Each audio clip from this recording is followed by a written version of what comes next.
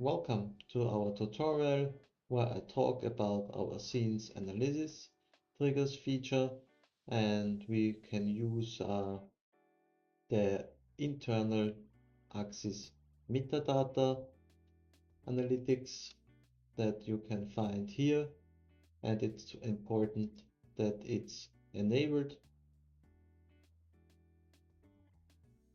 And you also see the stuff that the metadata analytics produce, and we use this data to create events for maybe a line crossing or when an object enter the scene.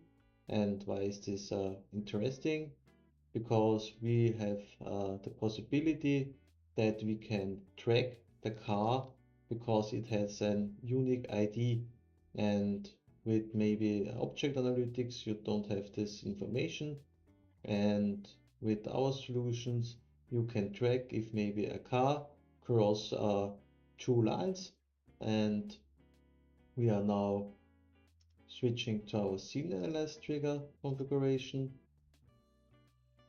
and you can see here the bounding boxes of the devices.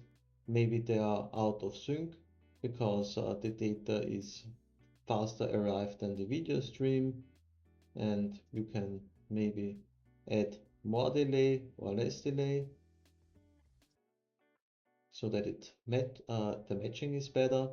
And now you can create a line trigger, and maybe we could draw here our first line.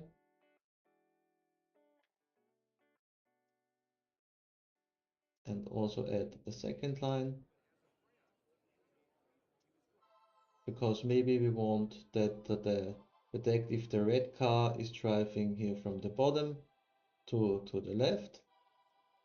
And also you can add an area trigger,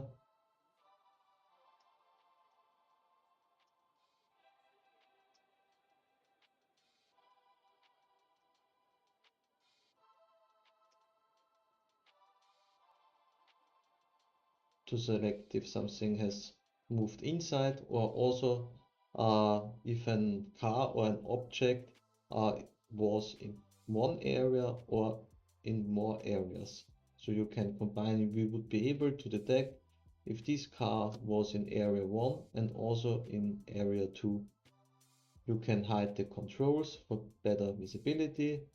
You can hide also the areas and the stuff, and maybe also the bounding boxes. And you can of course add a score filtering so that you filter out detections that has a low score, and maybe you don't only want to detect cars and not peoples. Therefore you can say, okay, we want also only car, trucks and buses. And then we would not anymore detect humans. And the main usage of these triggers comes very handy when you're using it in Flow.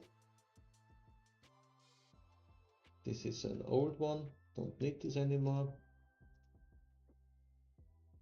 We would subscribe to these events that the scene analyze trigger produce.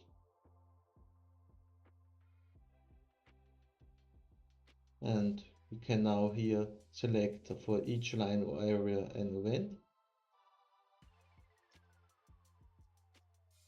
Also we can add a RTC stream because it has a better latency.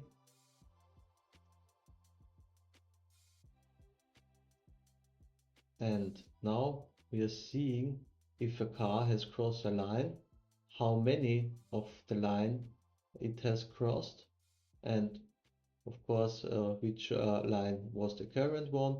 We got also the track ID, and with that you would be enabled to check if a car has crossed line 2 and line 1 by use a compare node, and just check the string here for the both lines. And I think this is enough for this tutorial. Don't hesitate to contact us in case of any questions. or maybe bugs. And thank you for watching. See you next time. Bye.